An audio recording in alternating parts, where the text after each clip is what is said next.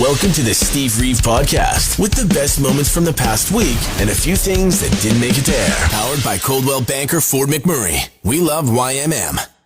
Monday. Feeling good, and for many reasons, but one major one over the weekend. My goodness, I'm going to be chasing the high that I felt when they announced the Community movie for the rest of my life, or at least, until it actually comes out. But yeah, spent most of my weekend just floating because they officially announced the Community movie. I, rarely get a chance to sleep in. I actually slept in on Friday of last week, just a little bit. And right past the actual announcement, I woke up to endless notifications from friends that know I'm a huge fan. A communie, as members are like Trekker to Star Trek. I guess that's the word, and that's smart because they didn't use communist. You know what I mean? But Community from NBC, 6 seasons, and now finally a movie. Although no idea exactly when. Just the announcement that it is actually happening. A lot of the main cast returning, some unannounced as of yet, some no longer living in the continuity of the story of the show. So, human beings, it's time. Welcome back to Greendale at some point in the future. Stay tuned, I guess. Tesla's boss, Elon Musk, is apparently making good on those claims that he would be building robots to do our chores, right? Take out the trash, do a little vacuuming, teach the kids important lessons on morality, the kind of things you want robots to do, right? Specifically, they're calling it the Optimus. I hope Hasbro's heard the name that they're using, but this will apparently be available in 3 to 5 years for the low price of $2,000. Sorry, wait, no, $20,000 American. It's less than some cars for sure. And despite Elon's assurances in cryptocurrency and NFTs, I'm willing to give him the benefit of the doubt on this. It's a pipe dream. He's been working on it. He has launched some rockets, certainly not alone, with a lot of help, but he's done it. So benefit of the doubt, I'm willing to give. But I'm also willing to give some advice on the music selection for Optimus's big reveal video, because this kind of sounds like a night out at the strip club. Picture it. Picture it in your head. Now, welcome to the stage, Optimus! Kill it up! That's kind of weird. Bono announcing a new tour, but not to play music for you. I mean, maybe he'll sing. He is known to do that in random places, with random soldiers sometimes too. But hey, as long as it's making people feel good, it's great. And this tour is to support his book. Describes events that are words, music, and some mischief. Surrender, 40 Songs, One Story is the actual title of the memoir, all about the writing of the songs of U2 and beyond. And as well, Bruce Springsteen in the news for joining the Killers at Madison Square Garden. One of the hugest venues ever, but one he's certainly been at before. Now, he actually did join the Killers back in 2021 on their album as a collaboration on this track, Dustland. And as well, they did some performances of Badlands, Born to Run, in addition to Dustland at Madison Square Garden in front of a ton of people. And another appearance on stage, we had the unlikely duo of Eddie Vedder and Stevie Nicks. Now, Stevie Nicks was the headliner at the Ohana Festival, though, which is what Vedder puts on. So there's a deep connection there, and they've gone way, way back. But they did perform 2 songs together, starting with Stop Dragging My Heart Around, and then just really having some fun with the audience as well. Some of the bootlegged audience videos have started to show up, and, they're not coming anywhere near here, but there are still tickets for the rest of the tour available. Tuesday. Reach out and touch spam, because it's cool again, I guess. Yeah, Hormel is the company that sells spam, and they have sold a record amount of spam for 7 straight years. So increasing each year, like breaking the record. 2022 is the year that Hormel has sold the most spam ever. I'm bizarre. I find this bizarre. This is bewildering to me. And, it's actually become a lot more popular in, Hawaii as well as in Asia. There's musubi sandwiches that are made with it, and it's become kind of like a thing where I think of it in terms of slap a can of spam down, and I'm like, ugh, that's what we're going to eat today? Gross. And then, I see people on YouTube cooking a musubi sandwich, and I'm like, that looks so fun. Because it's different than what I actually grew up with, because we were a little, rough around the edges. When I was growing up, the money stretched a little bit thin, so we had our canned meats every once in a while, and so now for it to just be trendy, I came from the time when we had to eat Spam, but, it's not for everybody. It's not for everybody. It is, of course, though, the fact that it's getting this popular. Another opportunity, just an excuse, really, to play this on the radio one more time. Why can't you have egg, bacon, spam and sausage? That's got spam in it! Not as much as spam, egg, sausage and spam. Could I have egg, bacon, spam and sausage without the spam? Yeah. Depeche Mode. They're making new music. Memento Mori is the name of the new album that they've just announced, and they're going to be putting out a tour in support of it. 2023 World Tour for the duo. And, headlining shows in London, in Barcelona, in Madrid, in so many different places. But the press conference just happening earlier today gave a tiny preview of music coming from the new album that's they've been making and putting together in California, but it's going to take a little while before it actually comes out. We don't quite have a date for the actual album to come out, but they have actually listed the dates for a lot of the tour, which starts in March in Sacramento, California, and goes all over the world. Not very many Canadian dates, I'm afraid, though. Toronto is one of them, as always. Elton John is also on tour already. As you know, it's his farewell tour, farewell Yellow Brick Road tour specifically, and he has actually put the very final UK arena date on the list for 2023. Looks like Utilita Arena, Birmingham. June 8th will be the very final one that he does in his home country, possibly the very final one of the entire career, I guess we can say now. You're listening to the Steve Reeve Podcast from 100.5 Cruise FM. So much talk in Alberta about the Cheeto in Cheetle, with the Cheetle dust all over the Cheetle into the weeds here. But ultimately, I love it. I think so many different people have already made it a roadside stop attraction, which there are so many of in Alberta. This one, just the latest and kind of the weirdest. Maybe the greatest. I leave that decision up to you entirely.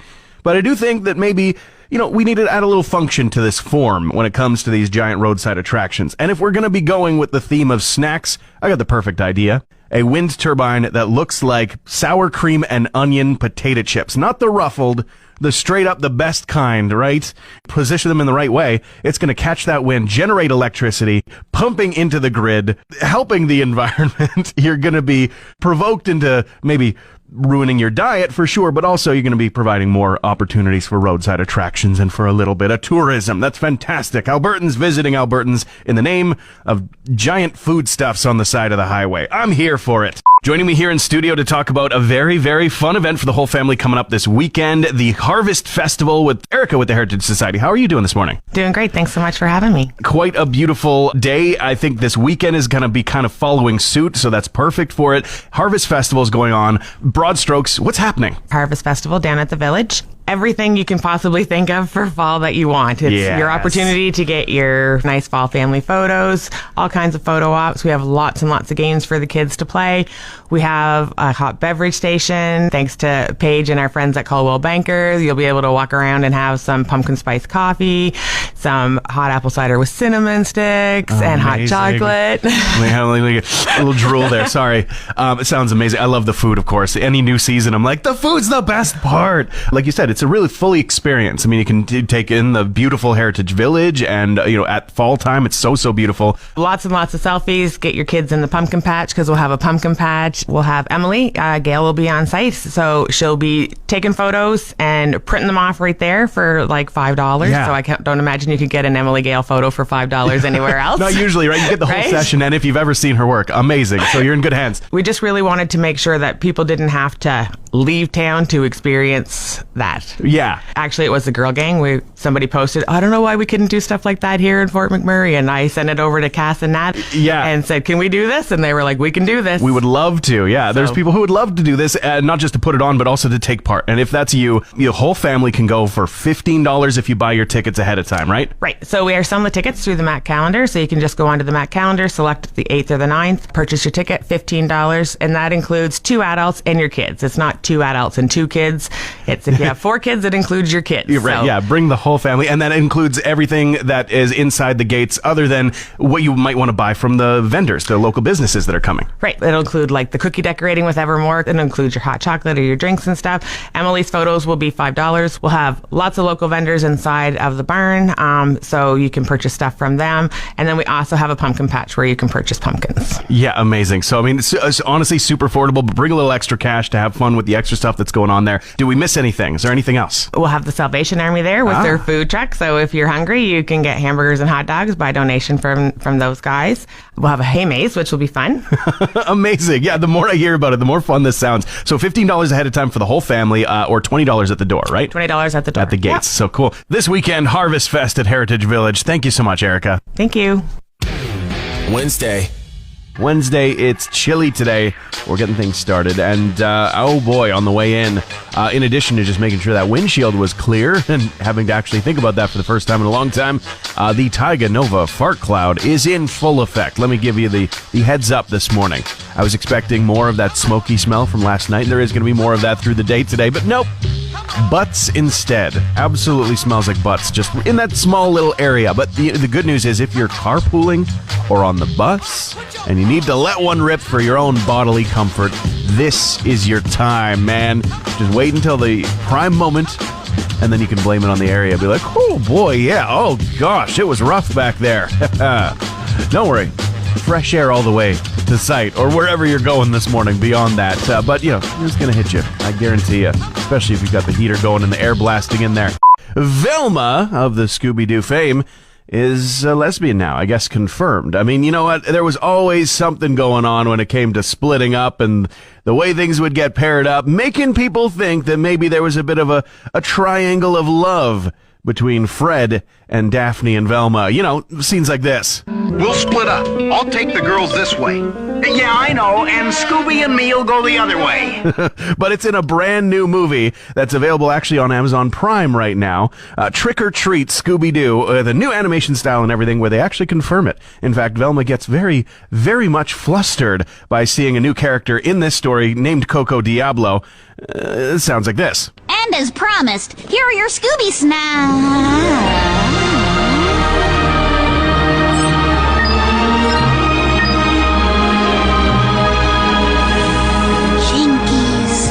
We've all felt that feeling before. Jinkies.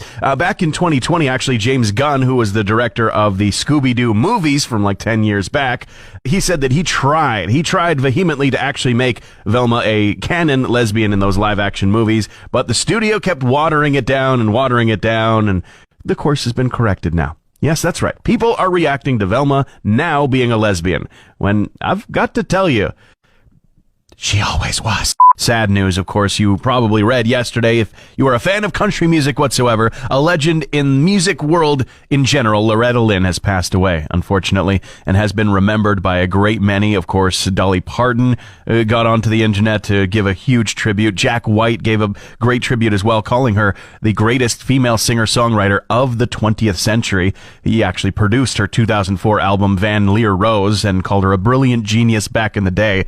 So unfortunately, Lynn has passed away and will be sorely, sorely missed, not just by the musicians of the world, by the listeners, but by her family as well.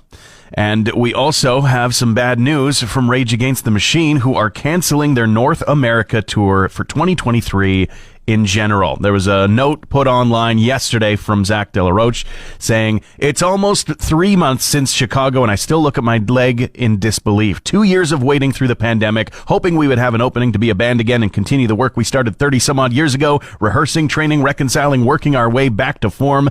Then 1.5 shows into it, and my tendon tears. Felt like a sick joke the universe played on me. As I write this, I remind myself it's just a bad circumstance, just a bleeped up moment." But he does say that only 8% of his Achilles tendon was remaining and was compromised even then. And it's not just about being able to perform again. He has to take care of his leg for basic life functionality going forward. Sounds pretty serious. Tickets are being totally refunded. Thursday. Never, ever high-five a child.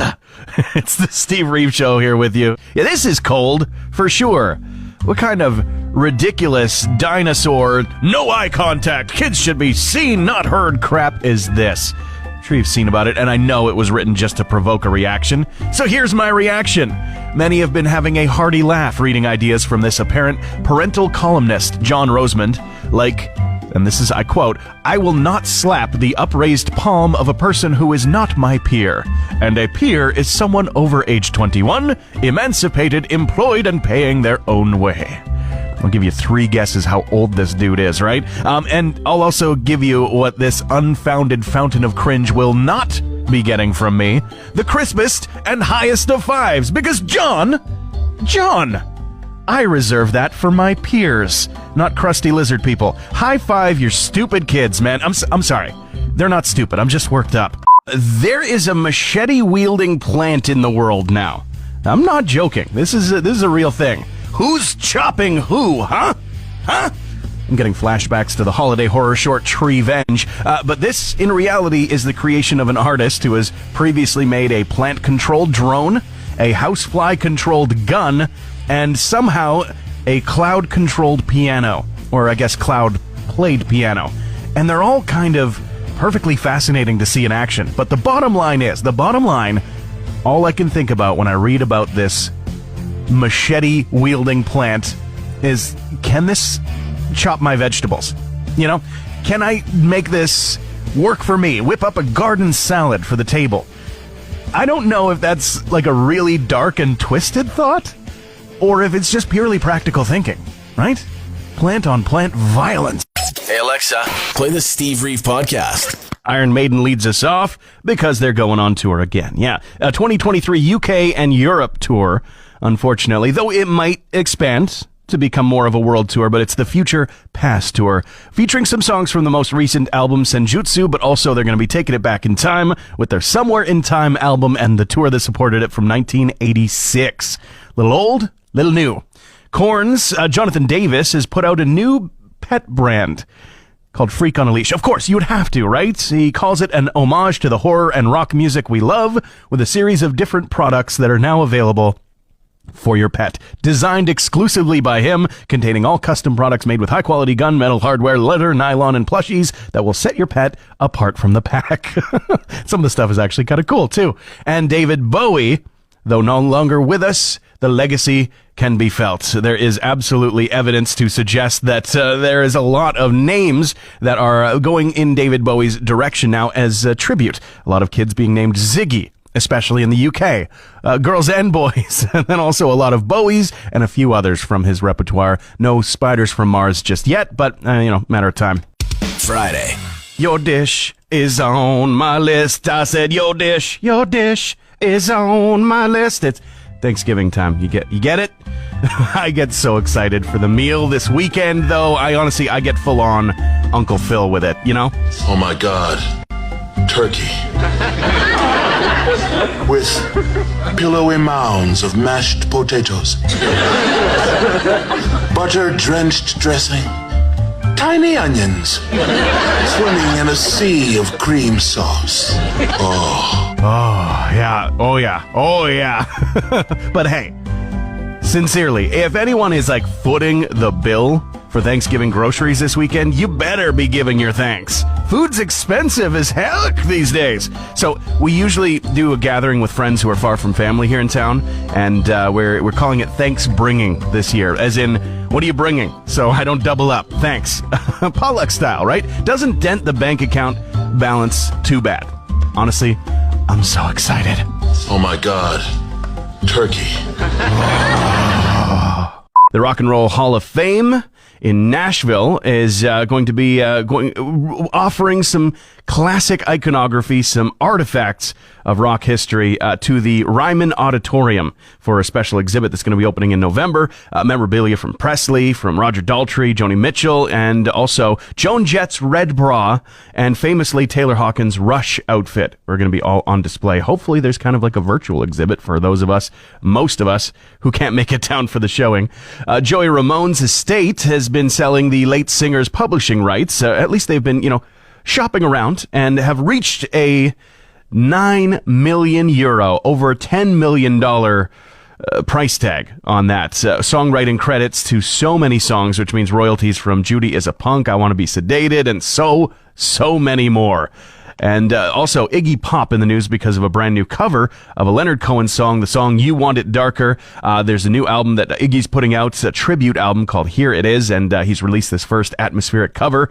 You can listen to it online right now, and of course, there's pre-orders for the album itself. That's the way things work these days. You're listening to the Steve Reeve podcast from 100.5 Cruise FM. How can you have any pudding if you don't eat your meat? At Thanksgiving, I guess. It's the most relevant, that is. It's Steve Reeve with you, 100.5 Cruise FM. You never see the cornucopia anymore. You know what I mean? People are digging up centuries-old pumpkin cream cake recipes from the Renaissance in Italy, or using great-great-great-grand secret turkey seasoning mix, making cranberry sauce from scratch for some reason, going old school and authentic all over the place. You know what I mean? Practically shucking the wheat and scything the corn themselves. I don't know if that's the proper terminology. Clearly, I'm not that agrarian. But yet, the cornucopia takes the backseat still. Probably because, like me, for honestly a huge portion of my life, people have no idea what a cornucopia is. I mean, I think there was one in one of those Hunger Game movies years ago. I don't know. I just know that I'm already starving. Cannot wait for the meat sweats. Joining me in studio today, some folks representing the Keanu Theater Company show Misery that is taking over next week at the theater. How you guys doing? You can introduce yourselves as far as what you're doing on the project as well. I'm Louis. I'm the director for Misery at Keanu Theater. It's a horror production, which is perfect for the month of October, and we can't wait to see you come down. My name is Brody. I'm one of the actors in the production. I'm also the fight choreographer.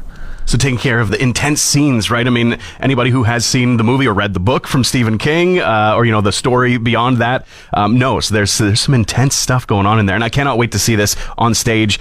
Tell us more about the production. It's been very interesting, very fun, very emotionally draining and physically draining, but also very rewarding. So I'm lucky to be surrounded by such a talented cast and crew to help bring this production to life. How long does it take for the rehearsals? Like from you do your auditions, you got the part. About how long does that take? About 2 months. A good 2 months of work there. Intensive 2 months? Yeah. It like I was saying, it is very an emotional and physically demanding show. Even though some characters like Paul might be lying in a bed, it still puts quite a strain on the body and the soul. The tension, right? I mean, you know, whether you're laying down or not, you feel that tension throughout your whole body. Now, the dates have changed a little bit. People got to know today was going to be opening day, but things are kind of shifted into next week. So there's extra shows next week. Tell us about that. Where can people get tickets? When's opening night now? Yeah, so opening night is now October 13th, and the show runs through until the 15th as well. So you have 3 chances to catch Misery at Keanu Theater, and you can grab your tickets at tickets.keanu.ca.